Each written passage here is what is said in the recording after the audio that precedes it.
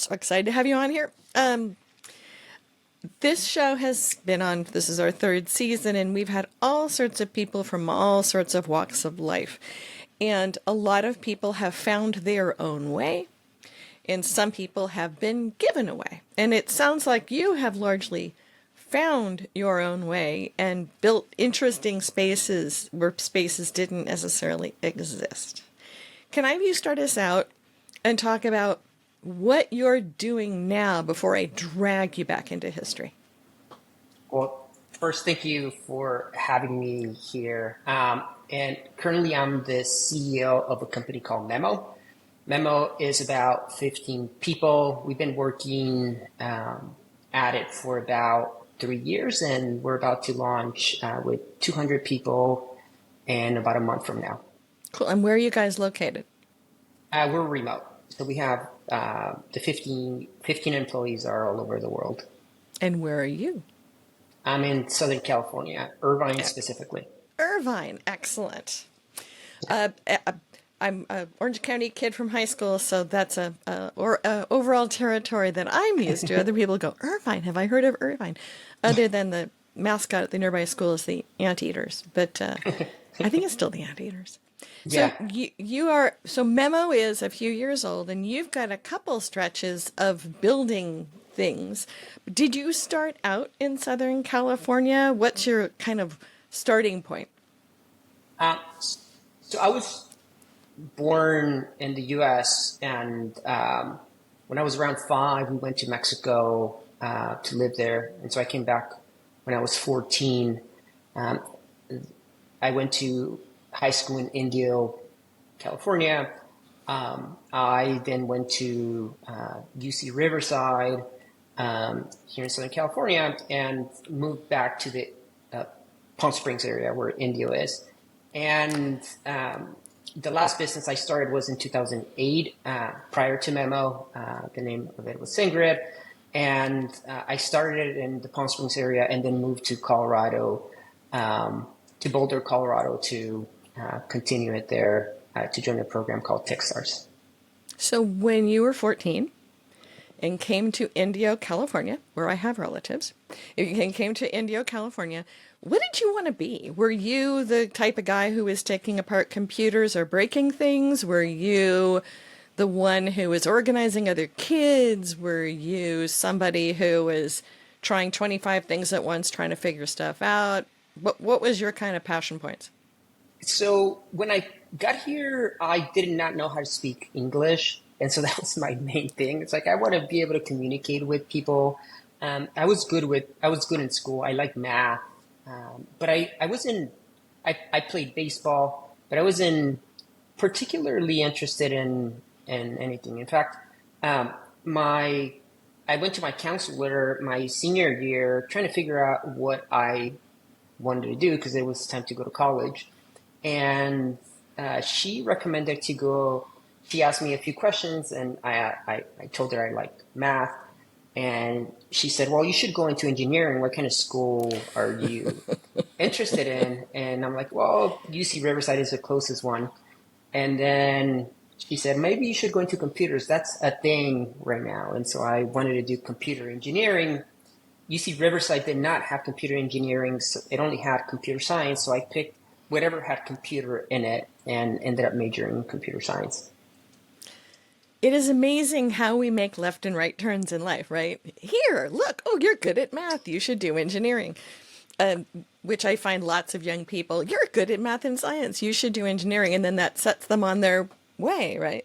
So you Yeah. see Riverside after having had a multicultural upbringing. What was that like? And did that study match what made you happy? Um, I my first quarter, so they go by quarters, they don't go by semesters. I was used to getting A's in high school. I did relatively good in high school, and I ended up getting a B minus, and I tried so hard for that class. Ended up getting lower grades after, but it was just my first time getting a B minus in college on a computer science class, and it made me realize how hard it was. And so I didn't like it then, but because I got a B minus, I started looking into a lot of books um, in between quarters, and somehow just became so passionate about to the point that now I don't get to code anymore. But when I have some free time, I code because I just feel um, that I can get into flow, into the flow state. That's how much I like it. And so fundamentally it makes me happy to code. I wish I could code more, but I'm just not um, that good to code. So have you ever gone back to talk to that high school counselor? No, I have not. You should. Yeah, Hey, I should. you recommended that I do this.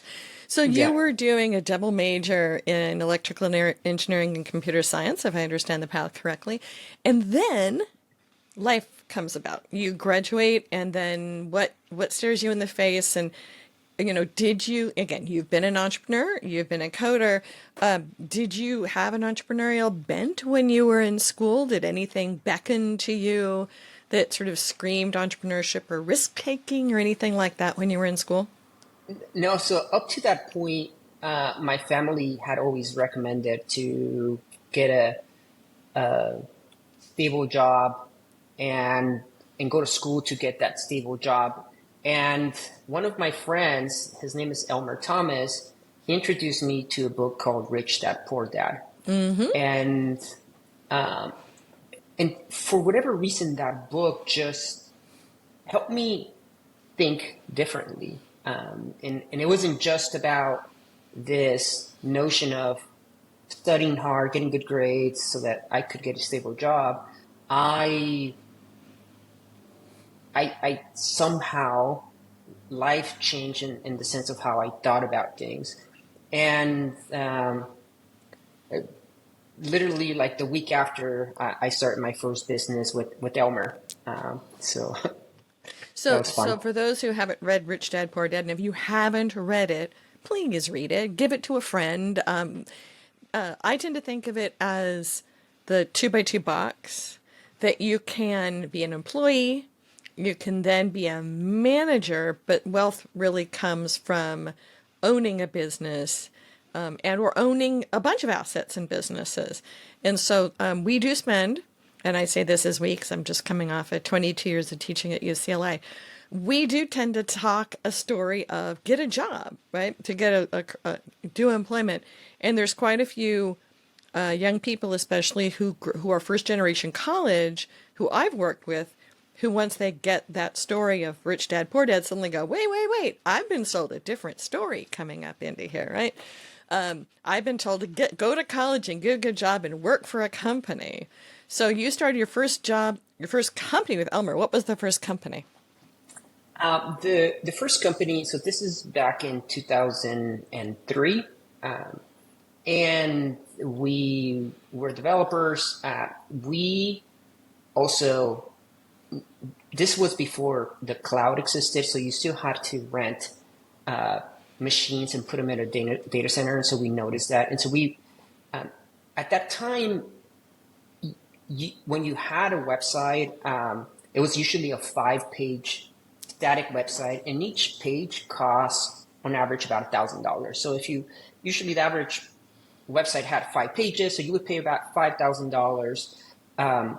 We wanted to do essentially what WordPress was, where we would develop the websites for free through code and charge users $10 a month. And so I can talk about the challenges that we found there, but needless to say, it didn't work out. So this is what you did when you got out of college, or this is while you were still in college that you had this great idea? This is right after college. So I was the systems administrator for the electrical engineering department. And I was looking to move on. And so I moved on and had this business and also had a job. So I didn't go at it full time. Didn't have resources to do that. So, gosh, how to say this? Was Elmer the right partner? Yeah, Since yeah. Elmer's going to listen to this, possibly. Yeah. So, I mean, I still talk to Elmer. Elmer just was a huge influence in my life, and for multiple reasons. One, first introducing me to Rich Dad Poor Dad. I wouldn't be creating business if he hadn't introduced me to that. But we created actually multiple business together, and we learned together, and so we fell together. And because of those failures, if I didn't have those failures, then I wouldn't have done SendGrid, which was my last company. And so, So, what was you guys' big learning from that fail? yeah, so we had multiple learnings. So the first business, we learned that we we needed a good idea, and the idea was pretty good. I think it was just too early, and so we ran out of money. And so we're like, okay, well, we need an investment. And so the next idea, we we had a good idea, we had a good team, and we raised money, and we failed. And one of the things that I realized after that was that sometimes entrepreneurs don't know even to ask the right questions.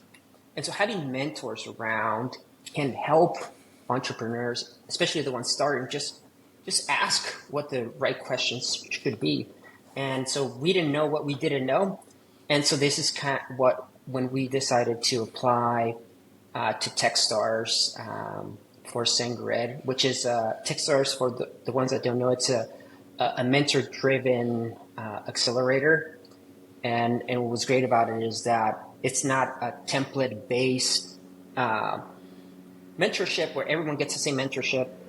You connect with mentors based on what your needs are. And so we were able to connect with the ones that we needed. So, that teleported you guys to what, Denver? Yeah, to Boulder. To Boulder. Were Yeah. you in the same group as Alex White? Yeah. Yeah. Exactly. Okay. Yeah. He was the next big sound. Yeah. So I was doing Yeah, I SendGrid. met Yeah. him the year after that when he had come out of Techstars and was trying to grow what then has become now a chunk of Pandora, and he's off doing Yeah. other stuff. Yeah. So, but you can come in and do all sorts of things. So, you can do music, you can do other things, you can be in various cohorts. What was your big learning from Techstars?